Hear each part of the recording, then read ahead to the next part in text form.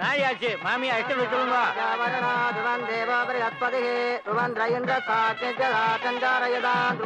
வந்தே சம்பவமாபதியும் சுரபுரம் வந்தே ஜகச்சாரணோ வந்தே பன்னகபூஷணம் பிரயோஜனம் வந்தே பத்மநாபிரியம் வந்தே சூரிய சாங்க வந்தேனோ வந்தே முகுந்த பிரியம் வந்தே பக்தேனாவிஞ்ச வரதம் வந்தே சிவோ சங்கரம் ஓ மாங்கல்யம் தந்துநானேனா நம ஜீவன கேதுனா வந்தே பத்ராமகிரகே சஞ்சீவதாம் சதம்.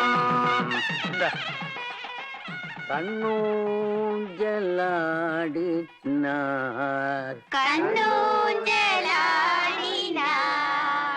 காஞ்சன மாலை.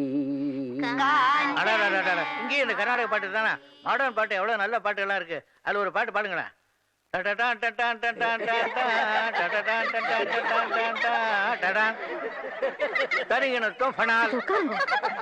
ஏன் பாட்டி இவ்வளவு லேட்டா கல்யாணம் பண்ணிக்கிற? ஓஹோ, கௌசல்யா அக்காக்கும் உன்ன மாதிரி முடி நரைச்சாதான் கல்யாணம் பண்ணி வைப்பியா? ஏய் சரஸ்வதி, என்னது அதிக பிரச்சனை தரோம்? வாங்க. பொண்ணு மாப்பிளைக்கு திருஷ்டி சுத்தி போடுங்க. மீனாட்சி மாமி, சாமி ரூம்ல ஆலங்கரைச்சு வச்சிருக்கேன், எடுத்துட்டு வாங்க. 2 பேரும் கிழக்கு பார்க்க நில்லுங்க.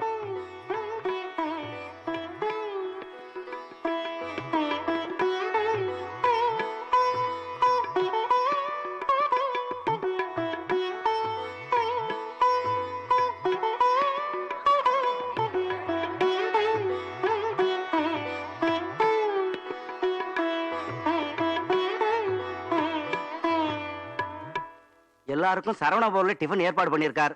வண்டியில ஏறி புறப்படுங்க. நாளை அவர் தானா?